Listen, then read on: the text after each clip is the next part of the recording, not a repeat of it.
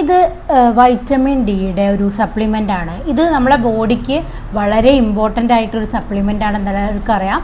പക്ഷേ ഇത് എടുക്കുന്ന സമയത്ത് ഇതിൻ്റെ അബ്സോർപ്ഷൻ കറക്റ്റായിട്ട് നടക്കാൻ വേണ്ടിയിട്ട് കുറച്ച് കാര്യങ്ങളൊക്കെ ശ്രദ്ധിക്കാനുണ്ട്. അതിൽ പ്രധാനപ്പെട്ടതെന്ന് പറയുന്നത് ഇത് ഫാറ്റ് സോലുബിൾ ആയിട്ടുള്ള ഒരു വൈറ്റമിൻ ആണ്. അതുകൊണ്ട് നല്ല ഫാറ്റ് ആയിട്ടുള്ള ഫുഡ് ഇതിൻ്റെ കൂടെ കഴിക്കാനായിട്ട് ശ്രദ്ധിക്കുക. അതിന് വേണ്ടിയിട്ട് നമുക്ക് ചെറിയ മത്സ്യങ്ങൾ, അതുപോലെ എഗ്ഗ്, നട്ട്സ്, അവക്കാഡോ ഇതൊക്കെ ഇൻക്ലൂഡ് ചെയ്യാവുന്നതാണ്. അതുപോലെ തന്നെ വെറും വയറിൽ ഇത് കഴിക്കാതിരിക്കാൻ വേണ്ടിയിട്ട് പ്രത്യേകം ശ്രദ്ധിക്കുക. പിന്നെ എപ്പോഴാണ് എടുക്കുന്നത് എന്ന് ചോദിക്കുന്നവരുണ്ട്. നമുക്ക് ഉച്ചയ്ക്കത്തെ ഫുഡിന് ശേഷമോ അല്ലെങ്കിൽ രാവിലത്തെ ഫുഡിന് ശേഷമോ എടുക്കുന്നതാണ് ബെറ്റർ ആയിട്ടുള്ളത്.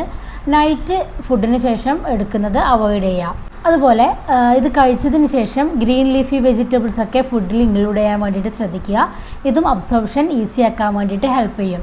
അതുപോലെ ഇത് പല രൂപത്തിൽ അവൈലബിൾ ആണ്. ഏറ്റവും കൂടുതൽ നമ്മൾ സോഫ്റ്റ് ജെൽ ക്യാപ്സ്യൂൾ രൂപത്തിൽ എടുക്കുന്നതാണ് ബെറ്റർ ആയിട്ടുള്ളത്.